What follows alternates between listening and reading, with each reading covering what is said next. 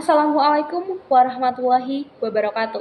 Shalom, Om Swastiastu, Namo Buddhaya, salam kebajikan bagi kita semua. Selamat siang Dewan Juri yang terhormat. Perkenalkan, nama saya Alifa Dinda Yusri Asmara, perwakilan dari SMA Negeri 1 Sleman, dan pada kesempatan kali ini saya berperan menjadi pembicara pertama dalam tim oposisi. Saya menyatakan tidak setuju dengan mosi mewajibkan orang tua untuk mengikuti tes kelayakan sebagai syarat memiliki anak. Sebelum saya membahas lebih lanjut argumen-argumen saya terlebih dahulu akan membidas argumen dari tim pemerintah. Mereka mengatakan bahwa yang pertama, uji kelayakan melibatkan tim yang berasal dari pemerintah maupun praktisi anak dan psikolog yang akan memberikan asesmen berdasarkan basis ilmiah yang dapat dipertanggungjawabkan. Ujian kelayakan atau tes kelayakan yang melibatkan tim ahli sekalipun tidak akan membawa pengaruh besar. Karena apa?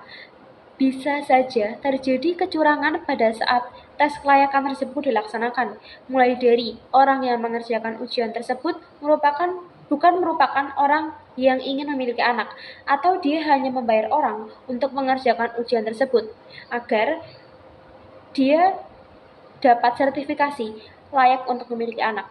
Kemudian yang selanjutnya, pada saat ujian berlangsung, calon orang tua ini masih bisa mengakses internet untuk mencari jawaban dari persoalan tersebut. Dan hal ini sangat tidak efektif, karena sama saja hasil atau nilai akhir yang ada itu tidak 100% dari garapan calon orang tua. Dan juga jika soal yang diberikan itu merupakan soal yang sama pada setiap ujian atau tes pada saat setiap tes kelayakan, membuat para calon orang tua ini bisa bertanya soal dan jawabannya kepada orang di sesi ujian sebelumnya. Kemudian yang kedua yaitu asesmen yang dilakukan akan melibatkan pengetahuan pola asuh anak dan kesiapan psikologis dari orang tua anak tersebut yang akan sangat berpengaruh terhadap tumbuh kembang anak. Walaupun tanpa uji psikolog sekalipun, orang tua pasti memiliki naluri batin yang baik terhadap anaknya. Tidak ada orang tua satupun yang berniat jahat kepada anaknya, kepada buah hati mereka sendiri. Seperti yang telah tim pemerintah katakan tadi, bahwa akan ada tes psikolog untuk mengetahui apakah sudah layak untuk menjadi calon orang tua. Walaupun cara ini dinilai ilmiah, tetapi keadaan seseorang pada saat itu bisa memengaruhi hasil tes yang ada. Seorang calon orang tua bisa saja terpaksa untuk menjawab tes psikolog tersebut, atau pada saat itu tidak sesuai dengan keadaan mereka, karena ya hanya untuk memenuhi syarat memiliki anak tersebut, maka pola asuh yang salah masih bisa terjadi ke depannya, dan tentu saja hal ini masih bisa berdampak pada tumbuh kembang anak. Kemudian yang terakhir yaitu memberikan pendampingan materi atau pelatihan sebelum mengikuti tes kelayakan. Melakukan pendampingan materi sebelum tes kelayakan ini sangat tidak efektif, dikarenakan belum tentu pada saat pendampingan ini para calon orang tua itu benar-benar memperhatikan pendamping atau benar-benar memperhatikan pembicara. Dan dari sisi pembicara, apakah benar-benar mendampingi calon peserta ujian dengan maksimal?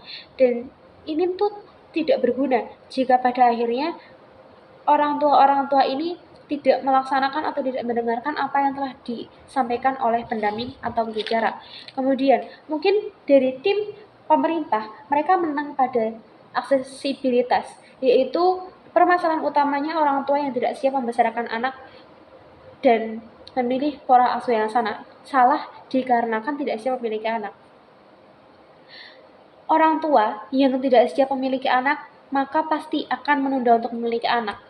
Jadi tidak ada yang namanya salah pola asuh anak dikarenakan orang tua yang belum siap untuk memiliki anak. Dan jika soal yang diujikan itu merupakan soal yang sama dan metode yang sama pula, apakah metode tersebut akan berhasil 100%? Karena setiap anak itu memiliki perbedaan, di mana perbedaan ini juga bisa menyebabkan metode asuh yang berbeda pula. Dan di sini saya akan menyampaikan argumen-argumen saya. Yang pertama, tes uji kelayakan orang tua sebagai syarat memiliki anak tidaklah efektif.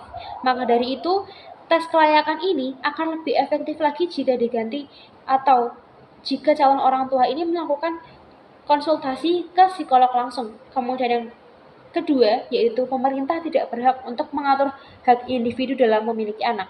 Mengapa demikian? Baik, yang pertama, jika para calon orang tua datang langsung ke psikolog dan berbicara empat mata langsung, face to face, maka akan lebih efektif. Karena jika berbincang langsung kepada psikolog face to face, calon orang tua ini akan menyampaikan hal-hal yang sebenarnya terjadi dan lebih rileks atau tidak tertekan seperti saat melakukan tes psikolog. Dan hasil yang dikeluarkan atau hasil yang ada itu lebih efektif dan lebih jujur. Kemudian yang kedua, mengapa pemerintah tidak berhak mengatur hak individu dalam memiliki anak?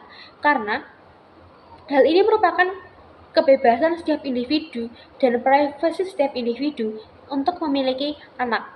Karena jika seorang individu dikekang haknya untuk memiliki anak dan harus mengikuti ujian terlebih dahulu, di mana sebelum mengikuti ujian mungkin sebelum ada peraturan untuk mengikuti tes kelayakan ini, banyak orang tua atau banyak calon orang tua yang ingin memiliki anak, yang berniat untuk memiliki anak. Tetapi setelah ada tes kelayakan ini, mereka